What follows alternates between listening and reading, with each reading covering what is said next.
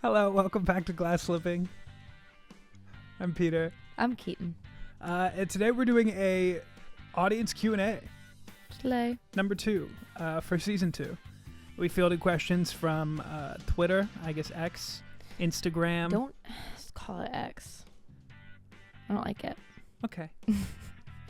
No one's answering my question on Instagram, but I got some good ones on Twitter, so let's see. I got a decent amount too, so we I'm lying. Some people are asking cues. Do you want to go first? Sure. What was your biggest source of motivation to get where you are today? Well, I don't really know where I am today, but it's a good question. I mean, I have dreams of getting somewhere else. That's for sure. Okay, so then what were early sources of motivation for you, and what is like your motivation now? Like how early? What was your motivation that brought you to like Broadway world, and what is your motivation now in band world? It's really funny actually. We watched Hello Dolly last night because I was watching Evita, and I think Yentl came on or something right after, okay. And we were talking about Barbra Streisand, and Taylor had never seen Hello Dolly. Okay. Which was so crazy to me. So I got a box set from my grandma of like musical DVDs when I was like probably 6 maybe. And it was like Hello Dolly, Oklahoma, Fiddler on the Roof, and I think Yentl was probably in there. And Funny Girl probably. Okay. Barbara box set with Oklahoma and Fiddler.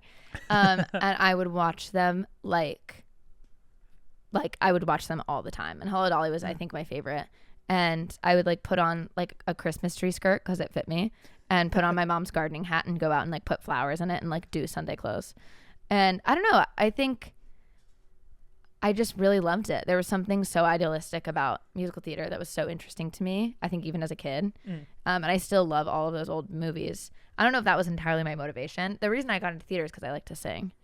And I sang like in church and stuff, and then everything just kind of started snowballing like once I started doing it, you know.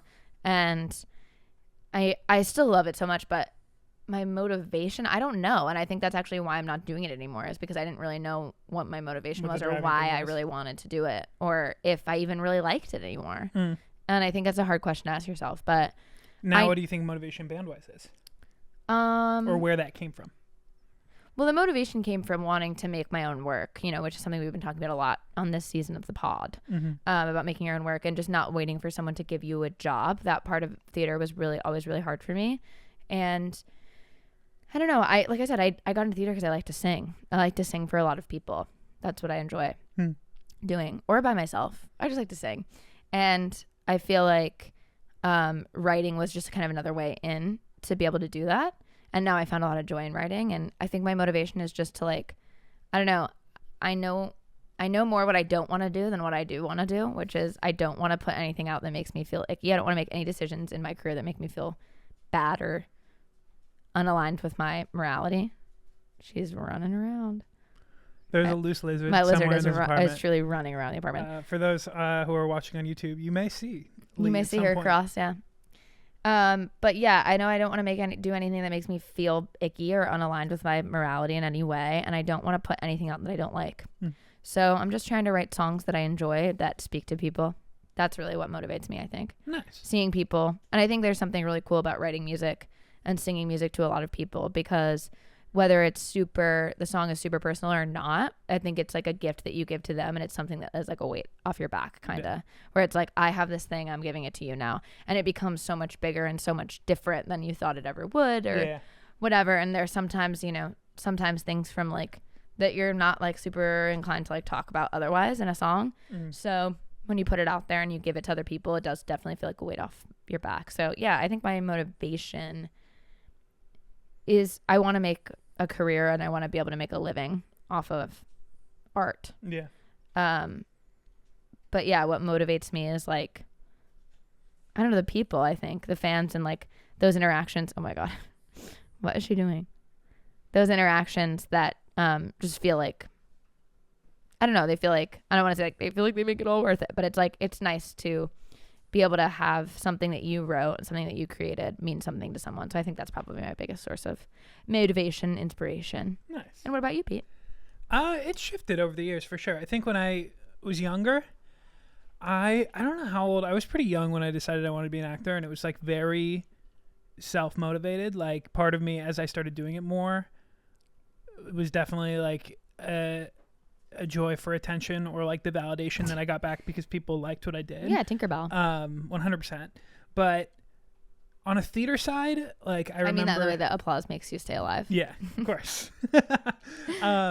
But on a theater level, I remember like the film live on Broadway version of Rent and the filmed live Sondheim shows, like the Into the Woods, Sunday in the Park and Into the Woods. Sunday in the Park were so huge. Also, like little analogs of people I knew, like people from my town, like randomly Diana Agron, who was on Glee, went to my high school, or like I knew a guy who was on one of those USA shows, and like. What do you mean?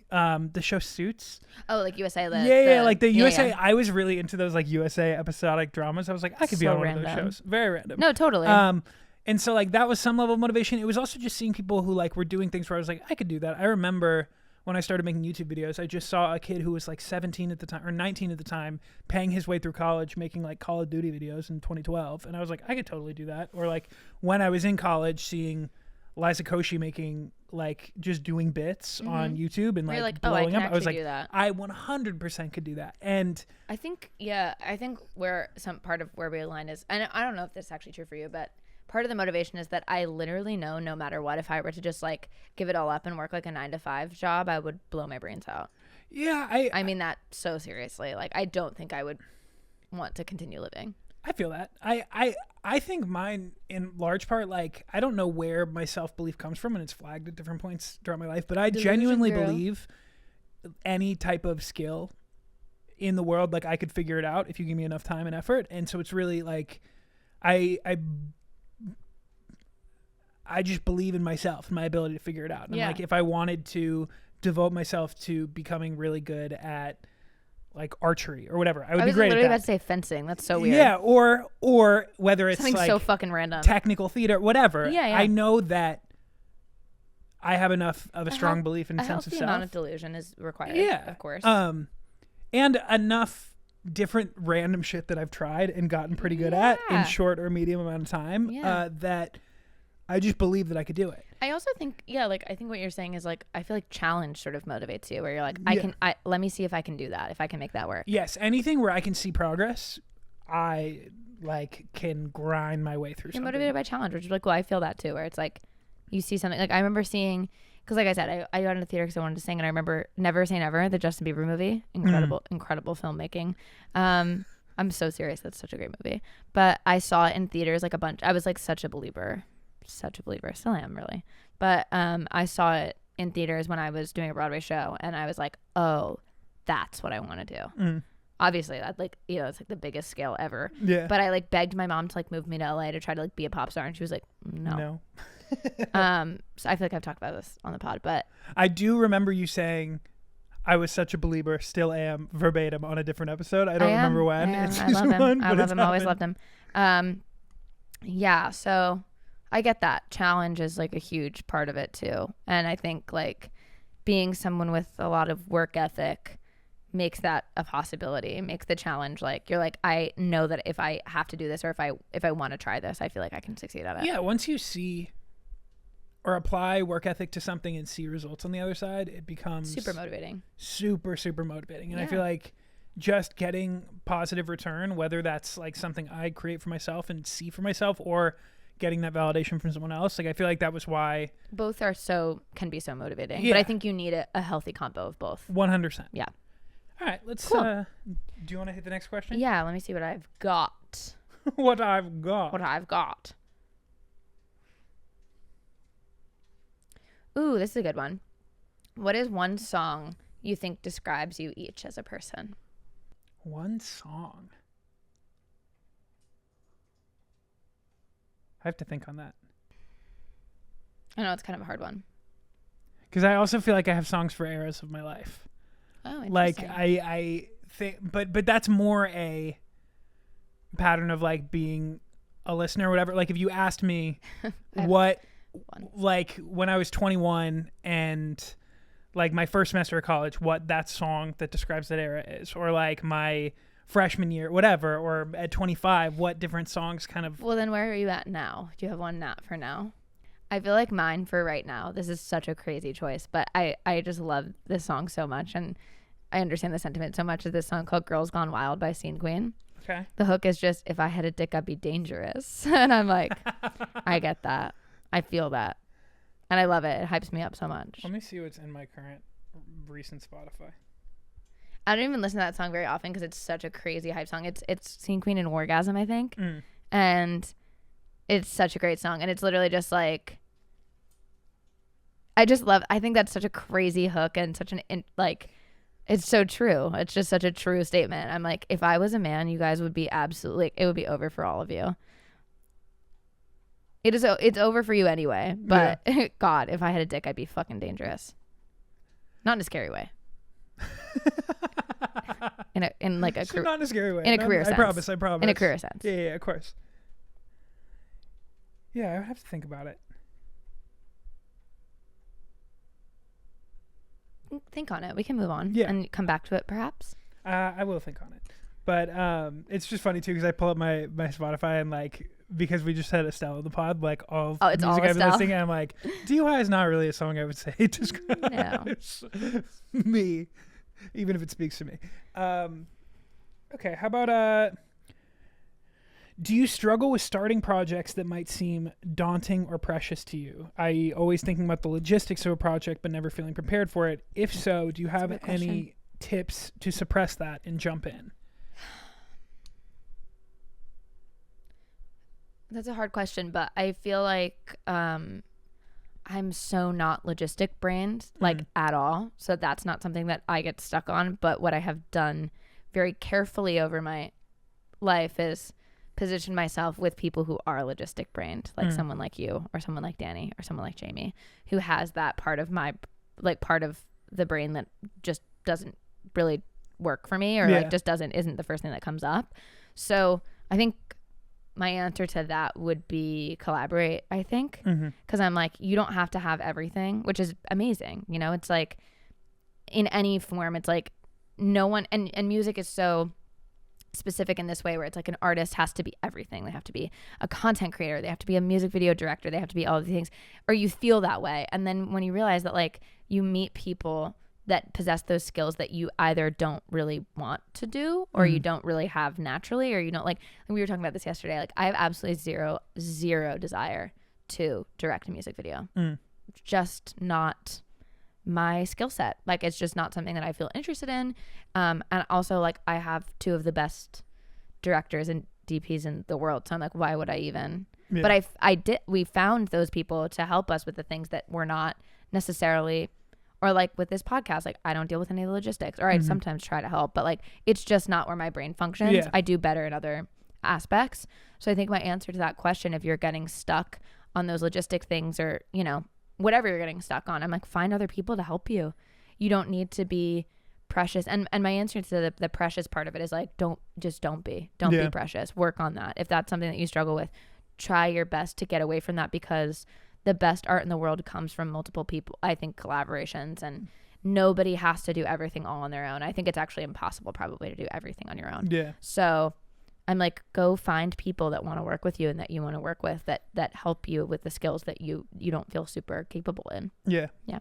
No, I agree with that. I think other people can be the unlock. Like delegating things out is a superpower, and the better you get at it, the more efficient your work will be and the easier things become. And also the more you can create relationships where you can trust people to I'm like, get people who you really, really respect and like what they make. And even just like the value of continuity, like after a year of working together, after a couple years of working together, it's amazing how efficient things can become, because you can just trust people to take on responsibilities, or like trust their instincts. You learn what they're good at and really get good at that. I also think like I like to set arbitrary deadlines where I will just tell people it's happening.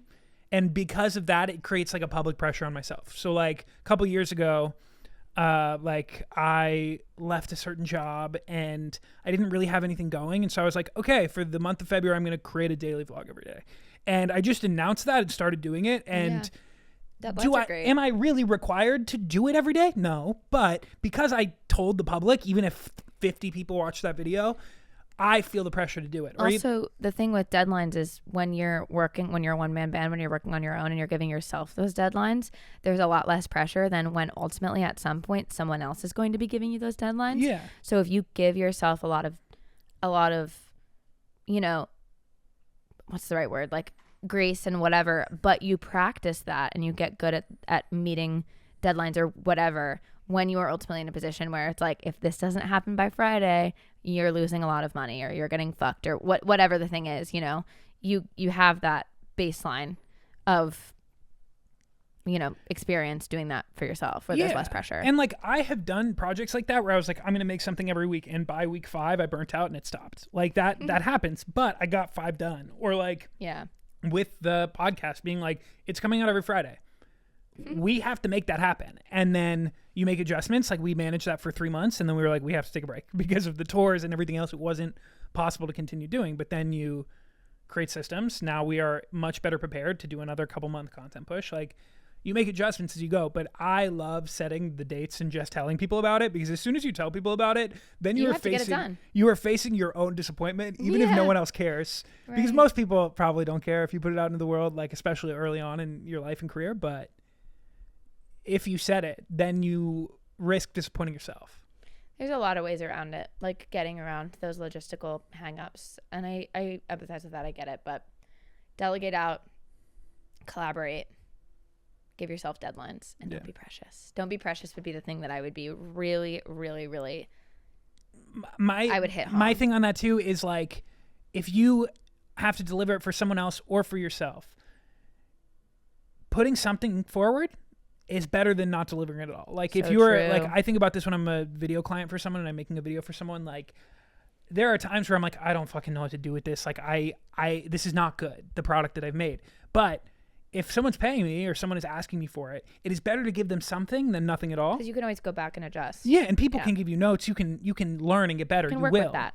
Yeah, but it's something. And like I, especially when I was younger, would get anxious and be like, okay, I haven't delivered anything at all. I don't know whose phrase this is. I feel like it's Finks, or maybe she got it from somebody.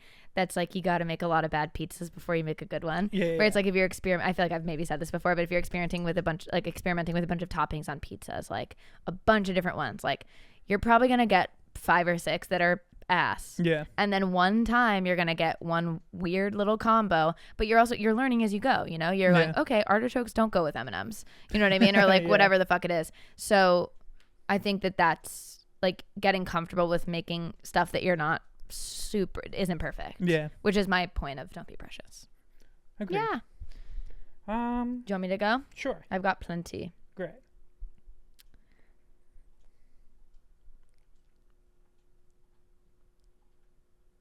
Some of these are so funny. Sorry, hold on.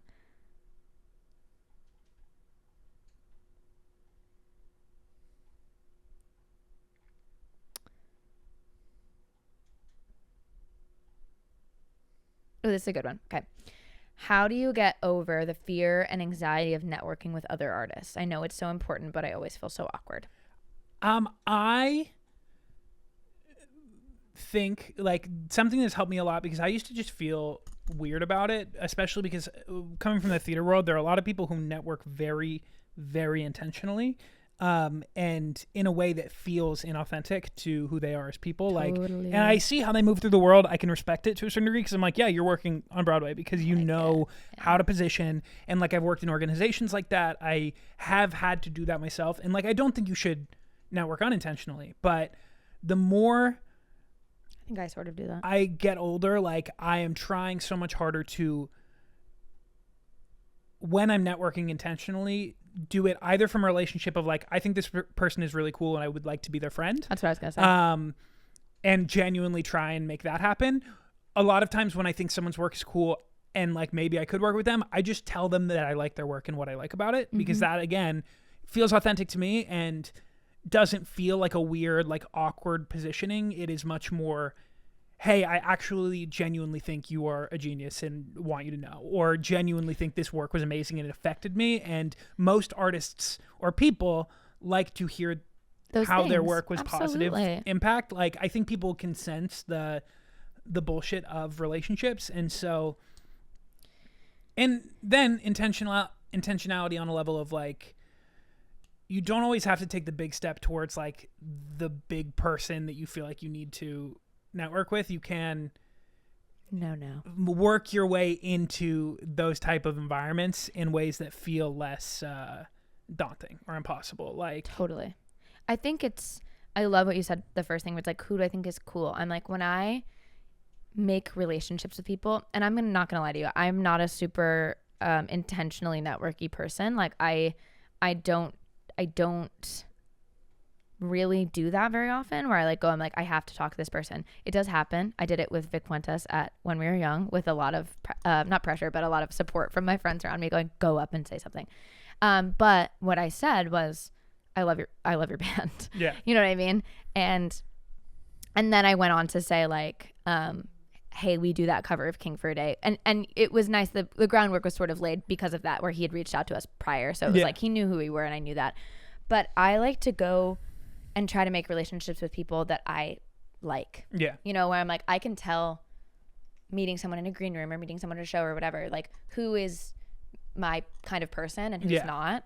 And so when I make those relationships, like that I always end up feeling like a friendship in any way will likely result in some sort of collaboration if I were to ask that. Like, or like people who've been on the pod, like someone who I literally adore with my whole heart is Cassidy Pope. And obviously I knew who Cassidy was going into the show that we played together, and I'm a huge fan of her. And our relationship just budded out of just very clearly having like a mutual understanding that we just were people that we enjoyed being around, you know, and that allows me to go, hey, can you guest on the pod or whatever? Yeah. And I think that comes from relationship first. It is not so much about what you can do for me. You don't have to go network with someone that you don't like. Yeah. And you like, don't have to do that. And I also just think like people get, especially as people become more successful, like they are constantly fielding, hey, you can do this for me, or like this would be helpful, like people targeting them specifically because they are big in that specific thing. I have a joke that I cannot say on the pod, but I will tell you later.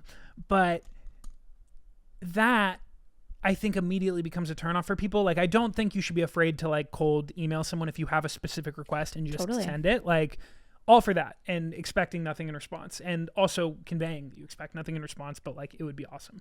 But if you're focused on the relationship, and then something will butt out of that. Almost every time. Out of genuine relationships, real things prosper. Or like this is a note, like Estelle, who we had on like a lot of our podcast guests have been people we've either cold reached out to or like had some little form of relationship. Like I just DM'd Estelle because Jamie played me her music in the car. Yeah. And I was like, this shit fucking rocks. Yeah. So I just was like, hey, you know, I really like, and it's helpful to me because of my fucking blue check, not to brag, but like, you know what I mean? Like I have that a little bit of a push where it's like, okay, like you can see from my internet presence that I'm in a band, I'm like kind of doing something or whatever. So that's helpful. And that gives me a little bit of push of confidence, but I do it with bigger people all the fucking time. Yeah. Where I just DM them and I'm like, I love this record, or like whatever, you know what I mean? And sometimes that ends up being something and sometimes it doesn't.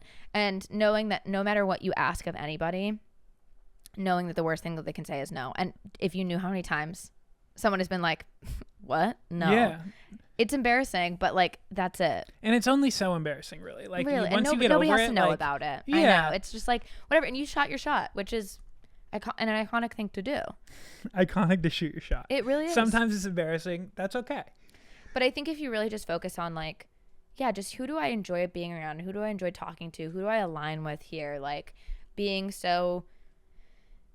It's about you. Like it's about you and that person. You know, you don't, like I said, you don't have to network with people you don't like, and you don't have to go for the biggest person in the room and try to like make yourself known. I think that's it comes across so disingenuous, and it's not fun. You know, it's not fun for you. It's not fun for them. I'm like, just go try to be friends with people you like and do like their work. It also, like, if there isn't that relationship first, it creates no sense of, I don't want to say obligation because no one's obligated to anyone for anything, but like I am much more likely to do a favor or to show up for one of my friends, or like, I don't know, if we have a real existing relationship, like it gives you so much more of a foundation to build something. Or just if I like you, I'm like, I've been on the receiving end of this only a few times in my life where someone has asked me to do something for them or whatever, purely on the basis of knowing that, you know, I have a bigger reach or whatever. And if I'm like, if it feels disingenuous, if it feels weird to me, or if it feels out of the blue or whatever, I'm like, this person has never come to a show of mine. They've never supported me in any way. Like I don't really know this person. I don't like that. But I will do a favor from a friend of mine. Yeah. Any fucking day of the week, no matter what. So, yeah. Make friends. Make friends. That's really what it is. It's making friends. Next cue. What is your favorite moment thus far on the pod? I know mine. Go for it. Mine was in the Estelle episode, Jamie saying the DUI is the song that weaned her off of Adderall. That was awesome. That was a pretty great moment. I think mine is probably in the Estelle episode too. I have one more also, but oh, please go. Learning that Taylor's project was going to be called Wormlore. I think she's abandoned that idea, but yes. And just the exploration of that for the 5 to 10 minutes that we had. I don't know that I've laughed harder on the pod than in that moment. I think the Venn diagram explanation of Estelle was probably one of my favorites. A, because her Venn diagram is so fucking funny. Yeah. And B, just because I've never heard it described quite in that way, where I was like, that was like a head crack for me, where I was like, oh my God, yeah, no, that's exactly what it is. I think it's underscores concept actually, but Estelle explaining that to me, I loved. And then that her Venn diagram is the Shrek 1 soundtrack and Blonde by Frank Ocean. Yeah, incredible. And I was like, that is really incredible. And also, there are so many great moments in the Patrick episode, but I really liked something that he said that has really stuck with me, is just the simple concept that if you can write one good song, you can write another good song. Yeah. And I'm like, I have to remind myself that all the time. I'm like, I can write a good song, because I write a lot of bad songs. And sometimes I'm like, what the hell? Like, I wrote so many good songs that I love. What the fuck? Like, why can't I get a good one? And I'm like, it'll come. It will come. Another good one will come. That was helpful. Do you want me to look? We can just go back and forth. Yeah, sure. I have another one too, if from the same person. Okay, here's a good one, and you're gonna laugh at me. Do the haters affect y'all, or are you unfazed because you clearly are cooking and so deserve you're clearly cooking and so deserving? Do you want to start, because I feel like we have different answers? Yeah. Yes. The haters do affect me is the short answer to that. The long answer is that I think everyone is lying if they're saying that it doesn't affect them at all, if you're completely unfazed by it. Because like, even if you're unfazed by 90% of the things, one person could say something, you're like, oh my God, that hurt my feelings so bad. Yeah. But I'm getting a lot better at it, I think. And choosing when to address something and choosing when not to address something is obviously very helpful. I will say that also takes a village, it takes a lot of people being like, hey, maybe it's not, not worth it. Or sometimes being like, that one's worth it, go for it. You know what I mean? Or whatever. I think it would, like I said, I think anyone who says they're completely unfazed by any of that is lying, especially when it's your own work. That's good. Like, the podcast stuff doesn't bother me. Like, I did get a death threat regarding the podcast. That did not bother me, because I thought it was hilarious. When was that? Forever ago. Someone was like, if you don't shut the fuck up, I'm gonna kill you. I was like, okay, slay. That's wild. And well, I will, something that I think is worth saying is, like, you have haters. I don't necessarily, like, and I feel like that's just woman on speaking and women who sing. Woman speaking is like, I don't really hard have that many haters. Mostly because I'm just not a relevant enough person to have haters. So like, in the instances it's happened, they annoy me. Or like, when I was getting doxxed and people were sending me my parents' address, like, that when was your safety is in question. That's a different thing, that was, I don't know if you can really even qualify that as haters though. Those are just like dangerous people. Yeah. Dangerous people abound. I don't know. Like, when I was doing more political and charged content on the internet, the haters didn't really bother me, but even if it was like pretty pretentious of me, like, had a righteous, like, I'm right about this attitude. And so it didn't really bother me. When people say things that I don't maybe agree with, or I don't have anything in me that's telling me that they're right, when I just know that it's not true, that doesn't bother me. It's when somebody hits on an insecurity that I already have about myself. It's that core belief thing that we were talking about, where it's like, there is a core belief somewhere deep down here that is being touched on by someone else and feels like it's confirming the core belief that I have about myself. That one used to hit me really hard when I was making content and going viral a lot more often. It was like right as my hairline was starting to recede. Your hairline? Yeah. Oh, my hairline is receding a little bit. I've never noticed that. Yeah, it is. I think you have beautiful hair. But when Would I someone didn't say even shit like that? 100%. Oh my God. People are so and it would just be like a awful. random TikTok comment, like 1 in 1,000. Right, and I'd where be it's like, oh, I'm really insecure about that, I'm actually. like, oh, that is actually like something I only discovered about myself in the last 6 months, and I hate that. There is something really fucking dark about that when you're like, oh my God. I don't know if I've talked about this. I feel like I have, but I don't know if we've cut it out. But when we started getting, because we only started having like actual haters when we started going viral on the internet, which was with the King for a Day cover, which to be fair, I knew no matter what, if we released that, people were going to hate it. That some people were going to hate it because woman and woman doing a metalcore cover, immediately no. So not just that, but it's such an iconic song that everyone's, no matter what you do, someone's going to have a problem with it, which is fine. But it took me 5 or 6 hours to get a good take of that in the studio. And now what's so funny is it is not a problem. I could do it on my worst day, and it's just because I've warmed up into it and it's just in my voice now. But at the time it wasn't. And so when people were saying I was overprocessed and I was like, all of these different, my voice was overprocessed and like all these different things, I was like, I wasn't sure if I could do it live. Yeah. Because I did it super comped in the studio and I hadn't really sung it live yet. For people or on my own, really. I was able to take it, comp it really slowly and whatever. So I was really scared about that. I was really nervous, and that really got me. And I also have this thing that my mom likes to call the justice gene, where like I feel very like affronted by someone saying something that is not true or that I find unjust. I feel that. I have gotten better at that, and what I learned.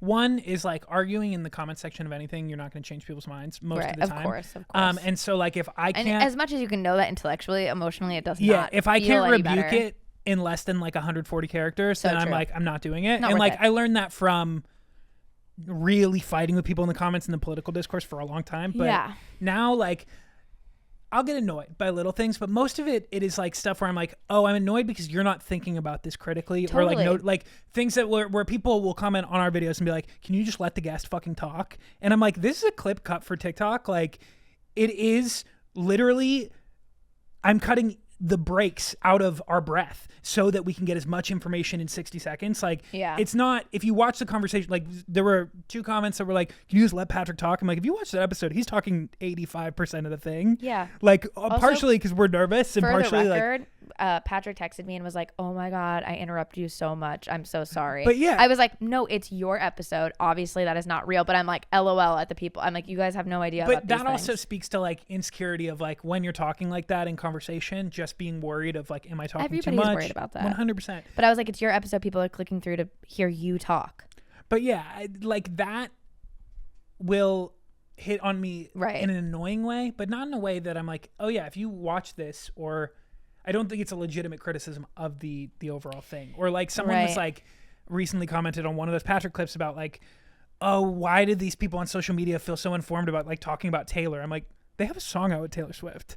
And like Taylor said, so it's just like stupid people where I'm like, you watched a 60-second clip, made up an opinion, and don't have the context of who this is, what they're talking about. Totally. Or people will say whatever. I think something that did bother me was on a podcast thing was when people were saying that I was trying to refute Phil about his experience. Yeah. Which I was like, no, that's literally not at all. And it bothered me for a second, and then Phil is one of my very, very good friends who I've known for a very, very long time.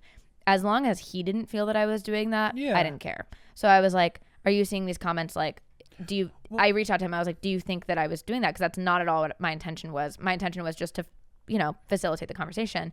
And he was like, oh my God, no, literally not at all. And then he went and was being a keyboard warrior for me, which I love, and he did not have to do. But like, well, and that also speaks to like, those comments happen in the 60-second TikTok that's cut in a really specific way where it's like Phil talks for 5 minutes out of the 7 minutes of that conversation, but talks for probably 40 seconds of the 70 in the clip. Right. Just because of the way we have to cut clips like that. And like, you don't get that comment once in the long form.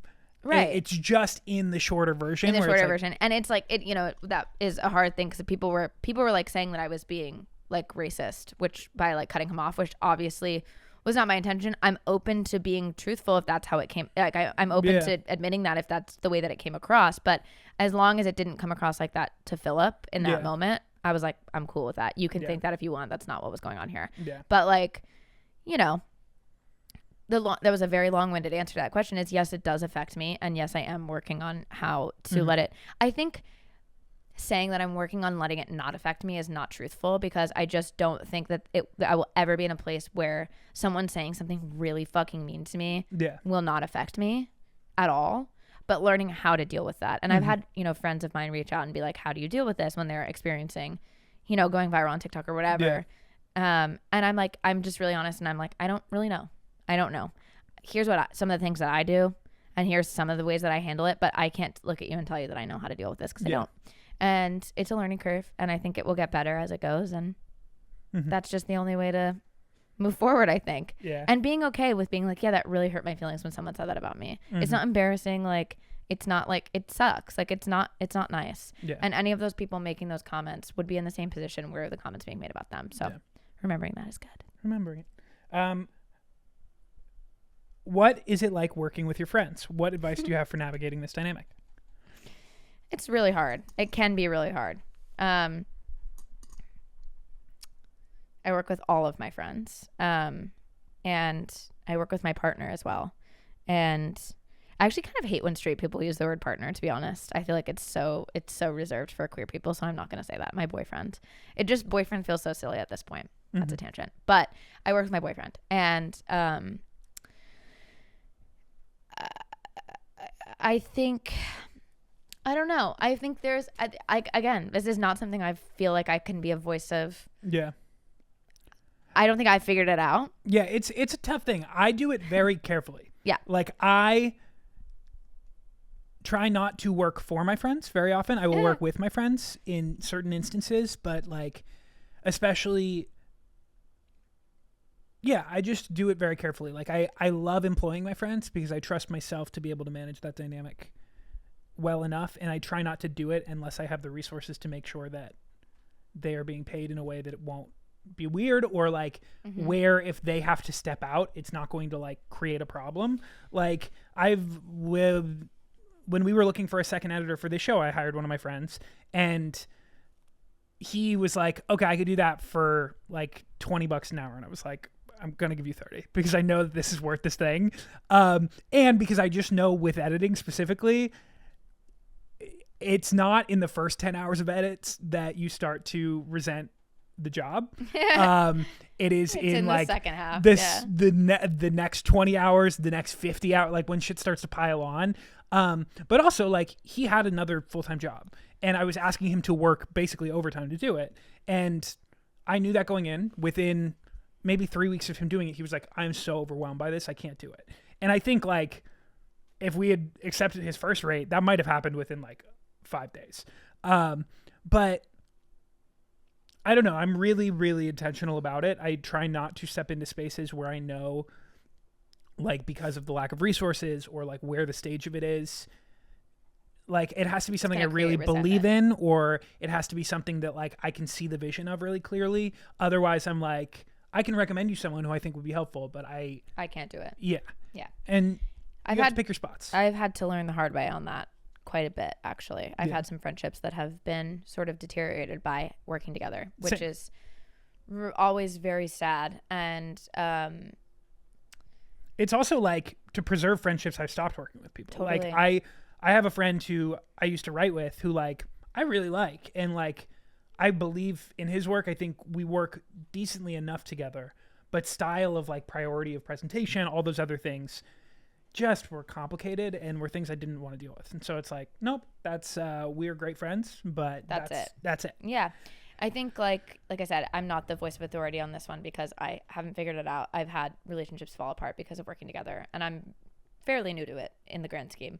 So I think a huge thing for me is remembering to bake time into your life that is not centered around work. Yeah. To make sure that you're actually valuing and continuing and cultivating that friendship apart from the work that you have together. Yeah. Again, haven't totally figured this out yet because there are relationships that I know need work that, you know, because we work together so much or whatever. But like, Danny and I get caught into this all the time where it's like, when we go out and have a drink and we don't talk about work for 2 minutes, we're like, oh fuck, we never do this. Yeah. You know what I mean? And then it's always, our work relationship is always better when we make sure that we have that time. Yeah. So it is hard to do, and like I said, we haven't figured it out, but like, you know, we're working at it, and we always are trying to make sure that. And when you work with friends, I think the thing that can kill or make the relationship is just complete transparency. Yeah. Especially around the business Like stuff. way over communicate, especially about money. Yeah. Because that really is, I think, the thing that ends up being the most difficult, because people don't like to talk about money. Yeah. And it sucks, especially if you're the one paying money that you know that you don't really have, or whatever the dynamic is. Well, that's the thing too, why I try and be really careful about it, because I'm not in a position, and we're not in a position right now where we are making enough money that it's like, okay, I can take care of my friends. Like, I would like to where I can, or I like to be able to give my friends money where I transparently, can. like, Daisy is not in a place that we can really do that either. Yeah. We do our absolute fucking best, but we're not, you know, no one's making a fucking killing, or everyone's not even making a living wage. Yeah. You know? So it's like, and transparency within the group is really good as well. So it's like, hey, here's what I've got. Here's what I can offer you. Here's what I can't. Yeah. You know what I mean? Or whatever. And I think knowing your own boundaries is the biggest thing, where it's like, whether you're an employee or an employer of your friends, like wherever you fall into that dynamic, knowing what you are able to do and what you're willing to do for the amount of money that has been offered on the table. Yeah. And that is only up to you. Yeah. That is, you are the person that ends up having to be like, I can't make that work anymore. Mm-hmm. If you say you can, and you resent everybody, and you break up friendships that way, there's nothing you can really do at the end of the day. It's tough because you learn those boundaries a lot of times by testing while you're them. doing it. Yeah. But when you hit those boundaries, you have to be able to communicate clearly. You have to be able to say what it is that is like working or not working. Yep. And so, yeah, I think that the communication is at the center of it. And having grace, because ultimately they are your friends. Yeah. And they were probably your friends first. Yeah. So almost definitely. And so you have to like really, really be careful in how you navigate. You got to really be careful. It's a very, very hard dynamic. I think it's one of the hardest dynamics that like exists in any, and art makes it even harder, because it's like everyone is so invested personally in it as well, as opposed to it just being like a regular job that like is just, you know, you get on your computer and then you sign out or whatever. It's so all encompassing. So it can definitely be detrimental, but it also, I think, is mostly the thing that ends up making something really, really successful. Yeah. Well. That's where like buy-in matters so much. Like if you are working for or with friends, if you can be bought in and like everyone is on the same level of buy-in, then you're probably going to be able to get something really cool out of it. If people are bought in on different levels and like one person really cares and the rest are not bought in, it's a recipe for something that's going to fall apart. So yeah. Do you want to go next? Sure. Let me see what I've got. He found his way over here. Or she. Wow. I misgendered Lee. I'm so sorry. The thing is, the tough thing and fun lore about Lee is that she was named Leroy for first couple years of her life, and then one time at my apartment she laid a lot of eggs, and we learned Lee was not a man. And here she is. A lot of these are sort of directed at me. Okay. Is that okay? If you want to. Did you just do one? You did, right? Yeah. Okay. Okay. How long did it take you to get into the swing of throngs? I don't really know what this means, actually. From finally being able to play shows and locally to at some point playing with Fall Out Boy at MSG. I don't totally understand the wording of that question, but I think I know what the intent is. Yeah. Okay. Okay. Just going from playing shows locally to like playing really big shows. I think in the grand scheme of things, it was fairly quick, but it felt long to us because we're doing it all, you know? So we did a lot of local shows. We played like once a week for a year in New York at clubs where we were making like no money, and sometimes there were 3 people there. It was just like our boyfriends and our girlfriends. So it felt like a long time because we put a lot of effort into it, and it is very different. And I remember the first big show that we played where we had added a lot of like tech, which is always scary to me because basically, people don't know this, but like when you work with a rig that we work with, there's one cable that connects the interface to the computer. Is that right? I don't know. Connects the interface to the computer, which plays all of the tracks, has all of the click, whatever. There's one cable. And basically, if that cable doesn't work, like your whole show's fucked. And I feel lucky that I have a band that's talented enough and competent enough that if that were the case, they could do it without it. But adding anything that is like one computer or one interface or whatever that could potentially tank the entire show is very, very stressful to me. Yeah. And that I think is the biggest difference, is that like there's so many things that have to go perfectly for the show to actually work. Whereas when you're playing like a local show where you don't have in-ears, you don't have monitors, like the sound could be shit, whatever, you just kind of rip it, you know? Yeah. Which I miss a lot actually. But yeah, the size never has really affected me. I mean, it affects me where I get like nervous and stuff, but it doesn't. I think we've said this a million times over, and I will continue to say it, is that you should be playing the same show that you're playing at MSG to the 4 people at the Delancey. Like that the size of the show and the amount of people there should not affect the way that you play. Like if you're not playing the Delancey like you would play MSG, I think you shouldn't be playing. Like I think, and that's different. I mean this in the sense of like the people who that's what their goal is. Well, and the energy you're putting behind it, not necessarily like you obviously have to fill a space in a different way. Like technically, and you even can like change things around. Of course, that's what I mean. But it's the energy and the intent behind the show. Yeah, you know what I mean. It should not matter if you're playing to 4 people or 4,000. Like, and that has always been kind of a pillar of how we do our shows. Mm-hmm. And like I remember, I don't know if I've told this story yet, but the second day when we were young, we had our friend Erez filling in for Pete, and Pete runs all of the tracks. So Erez used to play guitar for us, so it was an easy switch because he knew everything, which was extremely lucky and incredibly gracious of him to do, because it's a big job and it's an instrument that he doesn't usually play for us. Yeah. So that's a testament to his musical talent in general. But he also had to deal with all of the playback, which is, you know, bigger bands have a playback engineer that deals with this entirely on their own if something goes wrong, whatever. But it's the 5 of us out there and a front of house person, you know, problem solving on the fly. So we go to sound check the second day when we were young. Day 1 goes off without a hitch. Everything's good. Erez was great. Like no issues, like great. The second day we get up there, we're going to sound check and the computer isn't working. All of the tracks that are in the Ableton Live file are gone. They're just not showing up. Awesome. And we're checking files. We're calling our music director who put it all together for us. Like, we have no fucking idea what's going on. And it's like 15 minutes before we're supposed to be at the stage. Danny and I haven't gone back to change or put makeup on yet. We're just trying to problem solve. Everyone's obviously freaking out. People are filing in, like the doors have opened. And we're just on stage trying to solve this problem. And Danny and I literally were like, we have to go put clothes on if we're going to do this. Yeah. So we go get a golf cart. James is pissed because he's like, why didn't you bring your clothes to the stage?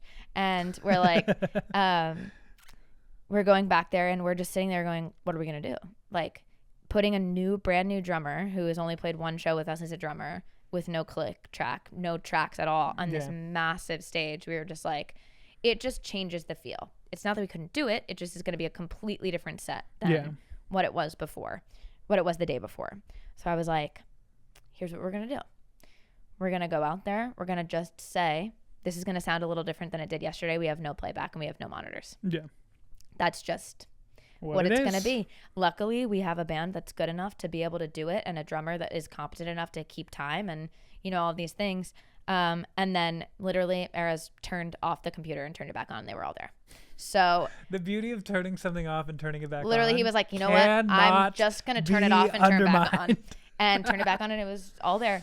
So it ended up being totally fine. But the confidence that I have in my musicians and my dear friends that I hire and play with is that no matter what, if everything went wrong, I know they could carry it through, and I trust them. So I think it's like, it's about trust and being really overly prepared for things like that. Like when we rehearse for big tours, we'll do 5 or 6 rehearsals without any of the tech. So we'll just get in a room and play with all of us, the 5 of us, and get really tight that way. And then we add on whatever is getting put in, tracks, click, ears, whatever.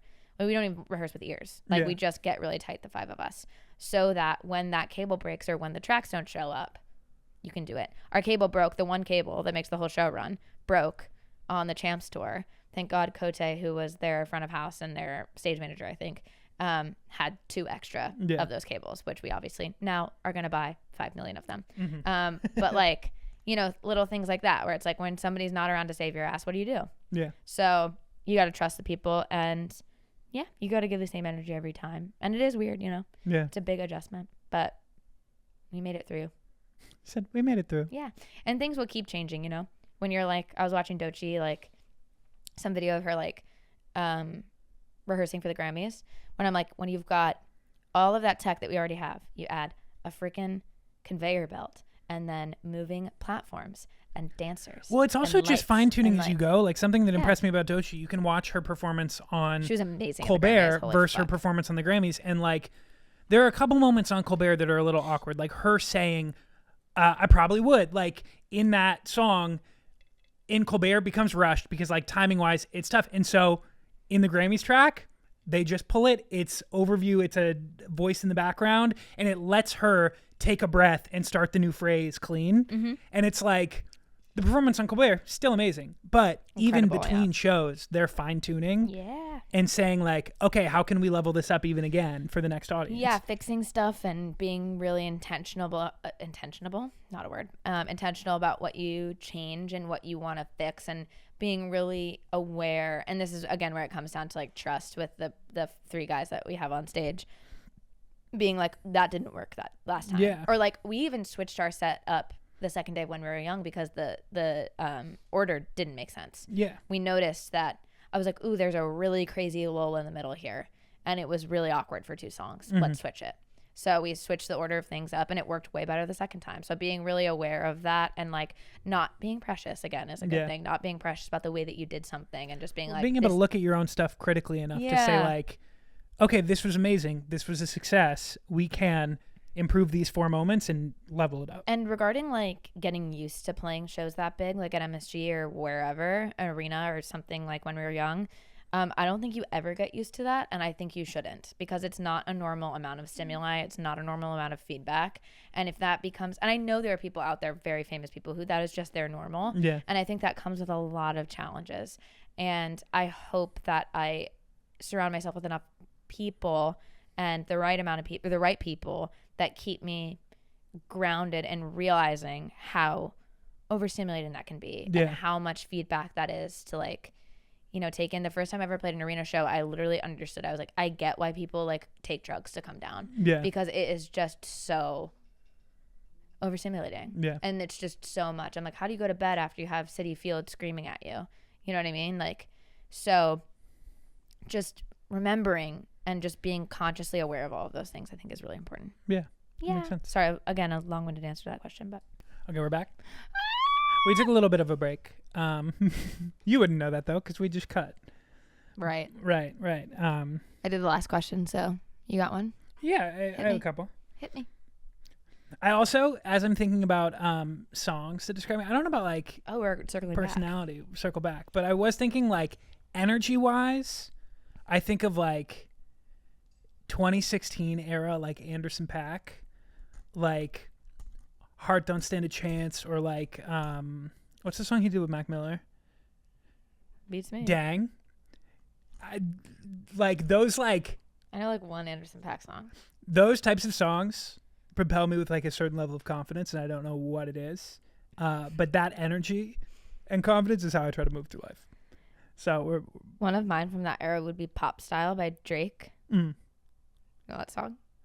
not off the top of my head now. It's featuring Kanye and Jay-Z, I think. Mm. It goes, dropped out of school, now we dumb rich. Oh yeah. This feel like some 4301 shit. Actually, do you know what this just reminded me of? Because Jamie's Drake, laughing at me because I'm quoting Drake on the pod. I'm gonna talk about a song by Drum, but this reminded me of this because Drake stole Hotline Bling from Drum. Oh shit, really? Yeah, that's a melody and like thing that he stole from Drum, the artist. He's featured on But Justin Bieber's album. the song by Drum, Get It Myself, is like a 90-second thing from his album around that same era, and I love the energy of that song. It's like a weird song. It's like it opens up his album, but it is like just about it repeats the phrase basically, I had to tell myself to go and get it myself. And it is him getting after it. And it is right before Drake stole Hotline Bling and made it the biggest song in the world from him. Sucks. Which sucks. But honestly, shout out Drum. Ultimately, fuck Drake. I remember I saw Drum perform live, probably same era. He was opening for Chance the Rapper, and he just put up a banner that said Drum on it. And I can't remember what his first name, it might be Dan or whatever, but he's like, that's my name, Drum. It stands for Dan's Real Ass Music or whatever his first name is. And he was like, so if you ever get confused about who I am, Drum. It says it right there. All right, let's fucking go. It was awesome. That rocks. That's like reminds me of when Water Parks came out to open for MCR, and they had a banner it was at Barclays, and they had a banner that said, "We are a band called Water Parks. We promise we will only be out here for 30 minutes, and then you can watch My Chemical Romance." Awesome. I was like, I really love that energy. We promise we'll only be out here for 30 minutes. We promise. Okay. Dropped out of school. Now we dumb rich.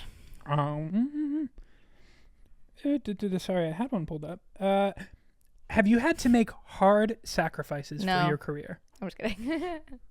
Yeah. Go for it. Sorry.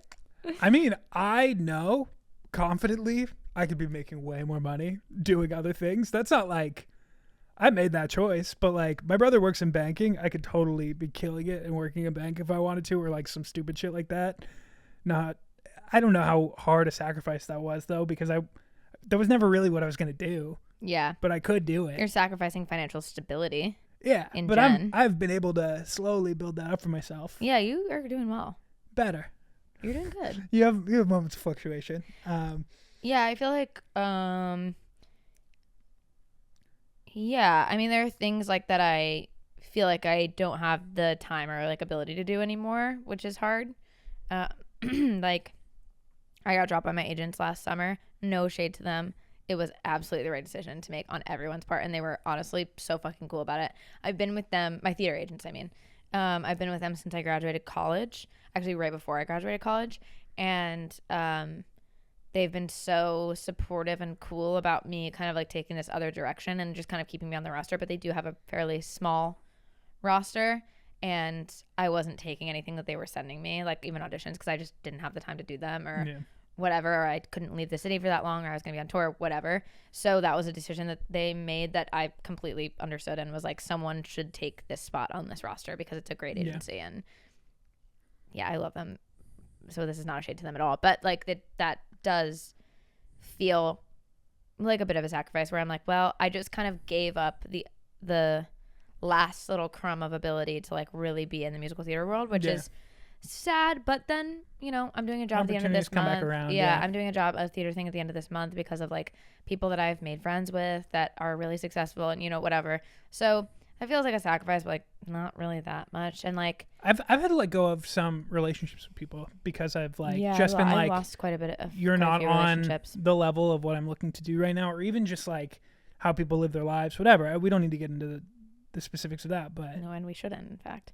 But yeah, no, I've lost quite a few friendships actually that mean a great deal to me or meant a great deal to me, due to a million different reasons. Yeah. We won't go down that road, but yeah, that probably actually ends up feeling like maybe the biggest sacrifice, and just knowing kind of when to let go of something like that and say it's okay. We're just on different paths, and maybe they'll cross again, but maybe they won't, and that's actually fine. Yeah.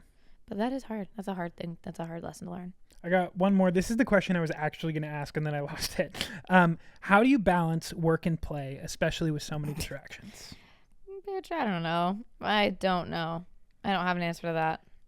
Yeah, I think that for me it is about building systems that allow me to be disciplined, because I enjoy the play side of my life, whether that is on a like more trivial sense of like playing video games to decompress at the end of the night, or we like to go to the bar and watch a football game, or like especially during football season, like Sundays are my day where like, and like the thing about working in social media is I'm posting every day for the company I work for now that we're in podcast mode, like every day. And so I don't really get days off on the weekend, but I'm also not working a full schedule. It's usually like an hour or two. And so it's building in, if I know I'm going to be at the bar on Sunday, on Saturday or on Thursday or whatever, I'm clipping out for the week, so I know what's going to go there, so I have an answer for my boss. Clipping out in my mind means when like my in-ears are too hot and I can't hear myself anymore. So like, I'm just clipping out all week, which is an interesting colloquial phrase that we could start using. Yeah. I'm clipping out. Clipping out. I'm just not all there. But yeah, it really just comes down to discipline. I think that being able to decompress and finding the things that you like is super important to being able to work hard, because otherwise you will just burn out. But it is finding the healthy balance, because I am the type of person, I get addicted to stuff. I could probably sit and play a new video game for 8 hours straight. And if I know I need to get shit done, like it is like, okay, I can't open those tabs on my computer until X hour or whatever.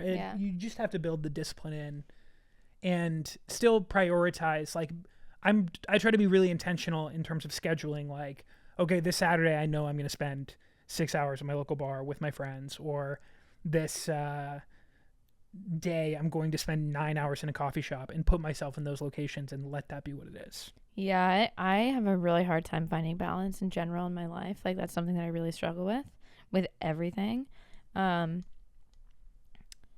And I know that about myself. I haven't figured it out. This is like the third time I've said that, but like I'm actively working on finding that balance and not going too crazy. When I'm home from tour, that's really hard for me, because on tour every day I have somewhere that I have to be. I know I have to get up at 8 o'clock in the morning. I know I have to be this, and I know that I'm doing a show at 7 or whatever it is, you know. Yeah.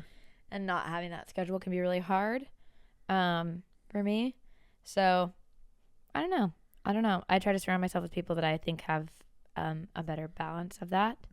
And I'm a very extroverted social girly, so trying not to go too crazy in that direction is hard and run myself into the ground. And I just think that I can do everything, and I can't. A couple weeks ago I was just like had so much on my schedule, just like Monday to Friday, just like so like 8 hours a day doing work for a project that I'm working on, and I was getting paid to do, so obviously like I'm gonna make that happen. And then I was putting things on the back ends of those 8 hour days, and then like halfway through the week I was like, I just can't handle all of this. Listening to yourself I think is a big part of it, where it's like, you know, your body really does know what you need, and if you get good at being able to listen for those cues, it sucks easier. Too, that like talking about like the boundary thing before too, sometimes you don't learn that until like you've burned out 3 or 4 times. And I have burnt out enough times in my life on different ideas, projects, things I was excited about, whatever, that I've become a lot more intentional about it. It's also like shades of life. Like there was a year of my life where I saw almost nobody because I was trying to get out of debt. And so, I remember that year, so I was working 2 to 3 jobs, and I was basically throwing all of my energy into that, and all of my relationships suffered. My like everything about it was out of balance, but it was in pursuit of a singular goal. And then coming out of that, and once everything had stabilized, it kind of shifted the other way, where I had to be much more intentional about my relationships, about when I was getting those like times with people. So yeah, balance is everything. It's fucking hard to find though. Mm-hmm. And noticing when you're out of it is a huge. That's I think the biggest thing is, can you tell when you are out of balance? Yeah. Because then you can work towards finding your way back. Especially when a lot of your jobs are like with your friends, or like feel like they can be play sometimes, but you know they're not. Yeah. So like, and finding like the balance in that even. Like I sat down with 2 of my dearest friends in the world who one of them works for me, but one of them does not. And we wrote a song together at like until 3 o'clock in the morning, because we had a goal where we were like, we kind of want to try this. We called it our buzzer beater ballad. Yeah. Where like we were trying to get a whole song done, and kind of knew the style. We had boundaries for it or whatever, but it was fun. Yeah. You know, and that filled me. That struck a nice balance where it was like nobody was being precious about it. It was this kind of thing that we just decided to do on a whim, you know, whatever. And that can be a part of the balance. You know what I mean? You can find that through work, and you can find it through play. It's just fucking hard. It's hard. True. Do you want to ask the next one? Sure. Let me look at what I've got. Let me look at what I've got. Show me what you've got. Sorry. I want to see what you've got. Clicking through my own. Rest in peace, Rick and Morty.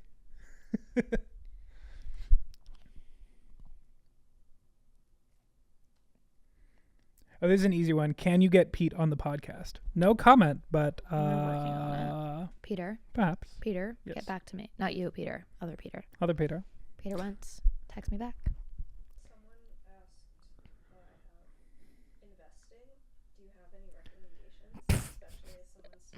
Investing, do you have any recommendations? My recommendation is start. The best time to plant a tree was 20 years ago. The second best time to plant a tree is today. Right now. And so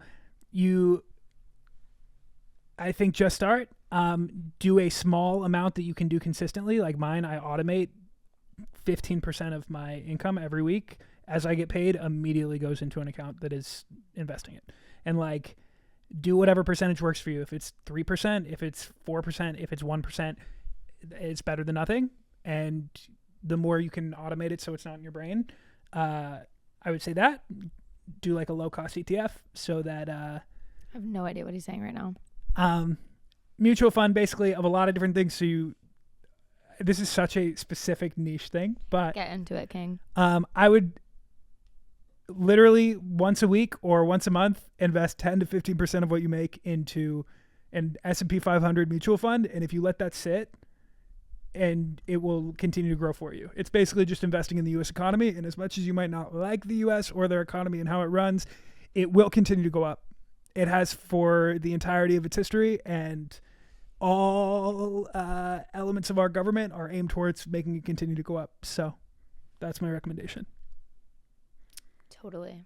And if you have any disposable income and you have passion projects, those are the things to invest into. Like totally. Keaton is investing her time and energy into a band she believes in. We are investing our time and energy into this podcast because we believe in what it can become.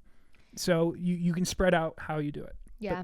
But I have like a high yield IRA. That's like the only thing that I have. There you go. And I have a 401k that has been making money since I started doing theater.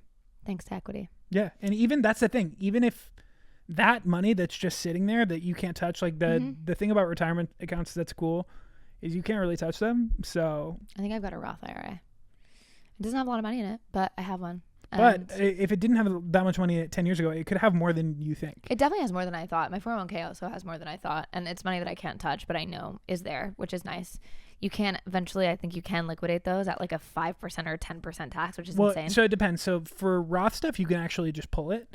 At least the money you put in. You can't take the growth out except before you're like 58 without a 10% penalty. Yeah. The non-Roth stuff, my 401k is like a 10%. No matter tax, what, right? you take a 10% tax. Yeah. So it just it Save varies. whatever you can. Don't be. Yes, Jamie?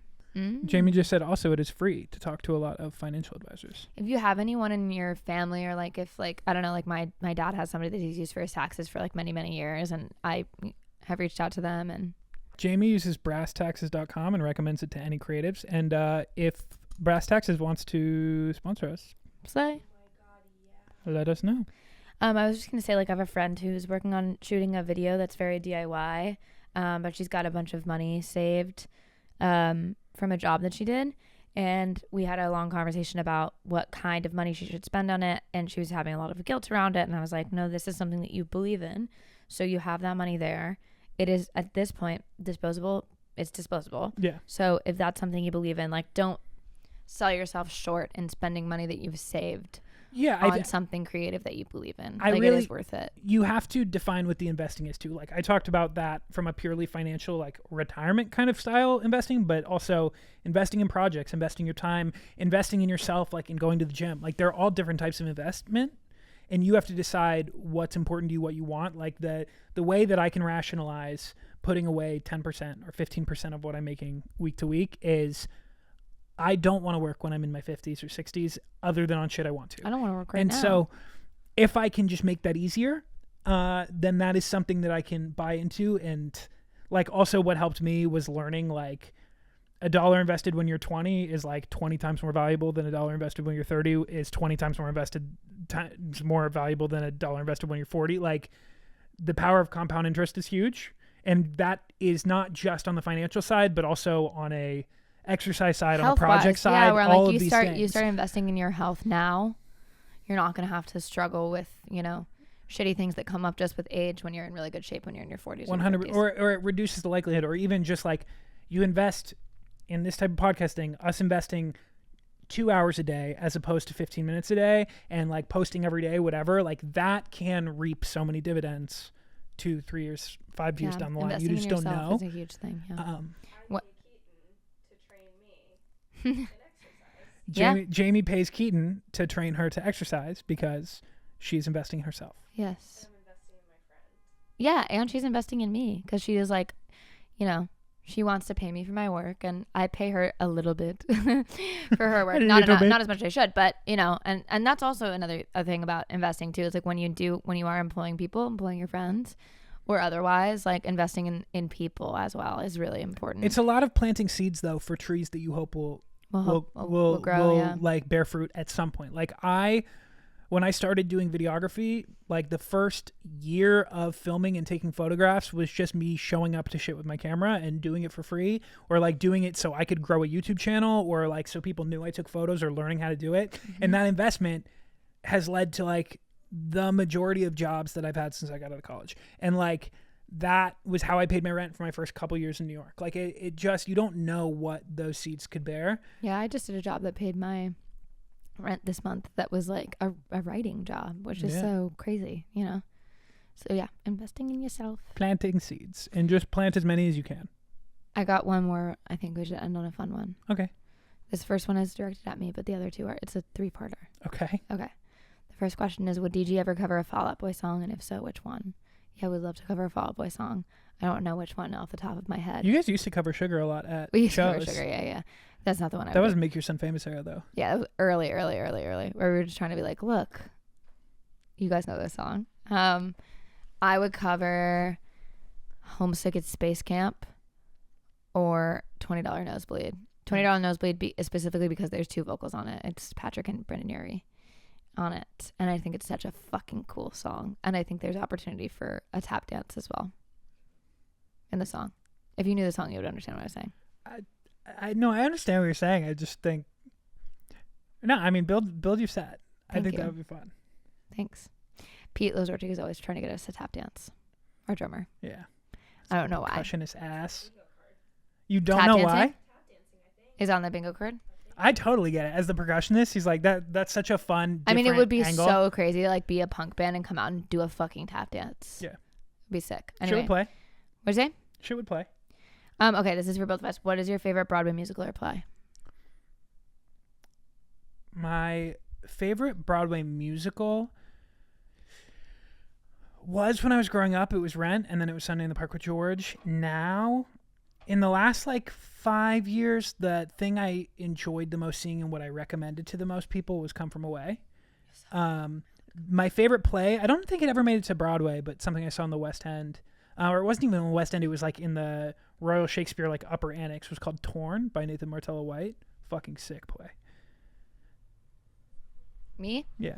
My favorite musical is very, very hard to say because I had like 2 categories of favorites, which are like Sondheims that live like above all the rest, and then my other like favorite shows.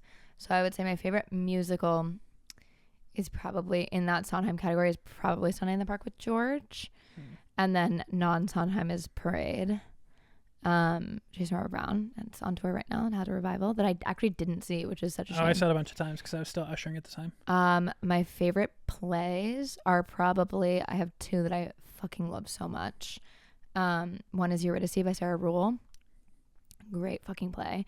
And the other is, oh my God, I'm literally blanking on who wrote it. This is also such a different style, but I fucking love The Tempest. Of the Shakespeares, The Tempest and Taming of the Shrew go so fucking hard. Oh my God. What is the fucking name of this play that I love so much? It's 3 people. It's by Kenneth Branagh? Lonergan, yeah. Oh my God. Oh, it's This Is Our Youth. This Is Our Youth, yes, thank you. I was supposed to be in that in college for like a basement production, and then it got fucking like canceled because the director backed out like 2 days before we were supposed to start. I saw an amazing production of it at my school that was literally done in like a studio, and it was 3 acting majors and an acting major directed it, and they just did it like for fun, and it was so fucking good. And I love I think their writing in that play is fucking incredible. Also, sick play that I saw in like a college similar production, The Flick by Annie Baker. I also love The Wolves. Who wrote that? I forget. Sarah Rule, maybe? It's not Sarah Rule. It's let me look it up. I did a production of it. I should know. Sarah DeLapp. Sarah DeLapp. I knew it was a Sarah. It was a Sarah. Yeah, you're right. Sarah DeLapp's The Wolves is fucking incredible. Incredible play. The writing is incredible. I really find myself drawn to plays that write contemporary women really well.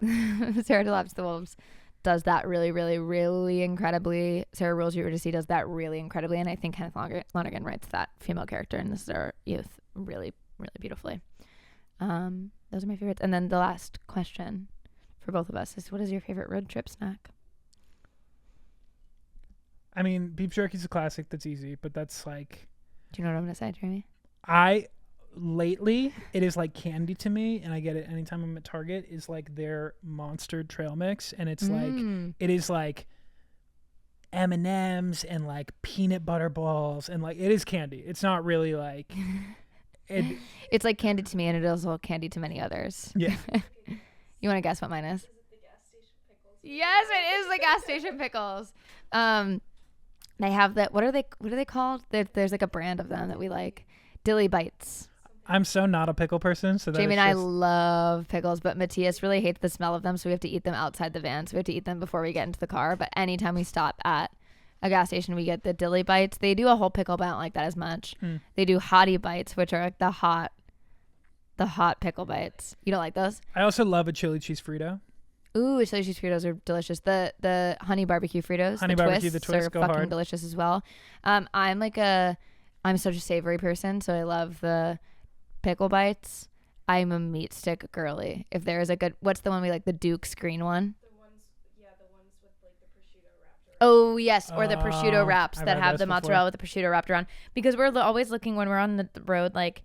We're always looking for like a real food option, like in any way that we can get it. So I'm like, okay, a pickle, it used to be a cucumber. This meat is, it's meat and it's fresh. It's meat.